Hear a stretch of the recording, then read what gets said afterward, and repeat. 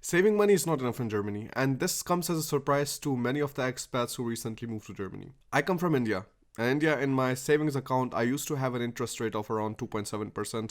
Like previously, it was a lot more, but it was always unheard of that a bank is charging you money to keep your money there, which completely changed when I moved to Germany. So anybody who is in Germany who might be watching this video, you might be aware how the banking system differs from India to Germany.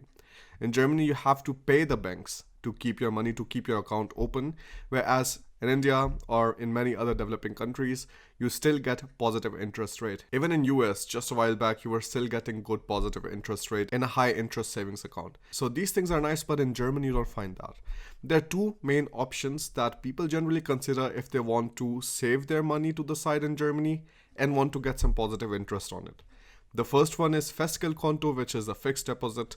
Here, you generally have an interest rate of again like lower than 1%, whereas the inflation in Germany is somewhere around 1.5 to 2% every single year.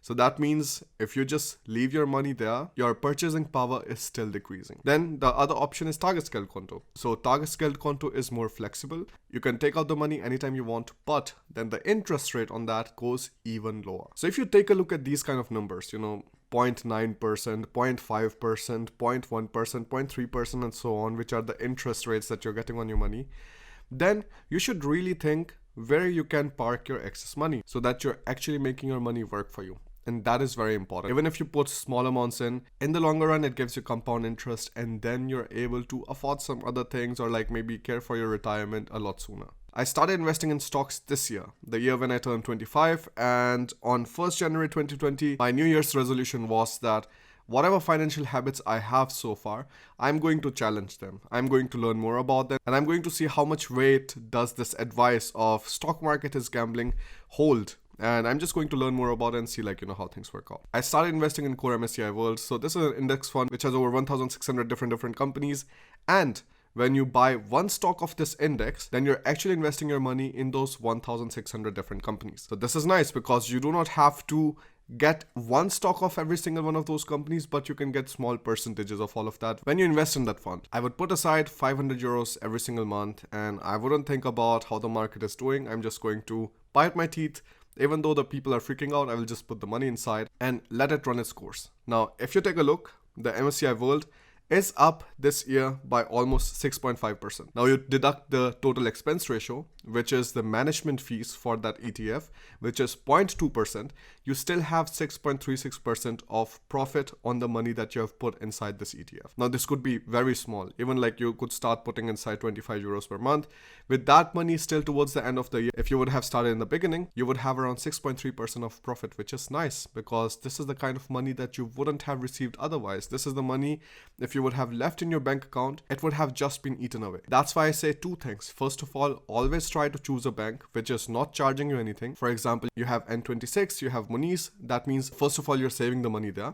And whatever excess money you have, and excess money means when you have taken care of all of your expenses. This is very important. Never put the money inside in the stock market that you would need in the short run. Because in the short run, it is possible that the stock market go down. Like you see what happened in March when the stock market fell by almost 30%.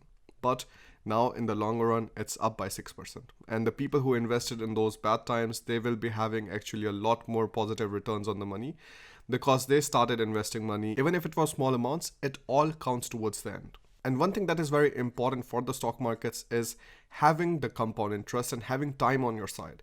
For example, if you're 21 now and you start investing 100 euros every single month till you're 65, then in 44 years, you would have paid in 52,800 euros and you would have gotten a total interest of 266,545 euros, which would have made the total portfolio that you would have to 319,345 euros.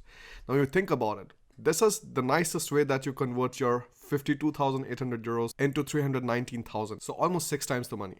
Now, of course, there are other ways. You can take a look at real estate and stuff. But personally, I do not like the real estate market in Germany because everything is very expensive. And as a student or even as a professional who just started out, real estate is not really an option. That's why investing in stocks is a good idea. Now, when you come to Germany, you need to have a depot to start trading or start investing in the stock market. You can take a look at different kind of depots online, but the one that I prefer is Scalable Capital because you can start saving in the ETFs like MSCI World with as little as 25 euros per month, which is very nice. And then they also do not charge you any kind of running costs, any kind of opening costs, any kind of application fee whatsoever.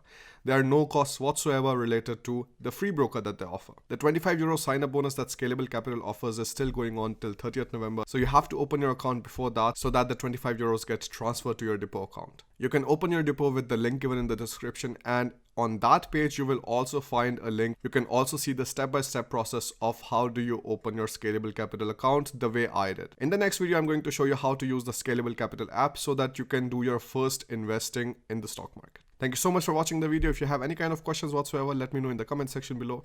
I'll see you in the next one. Bye.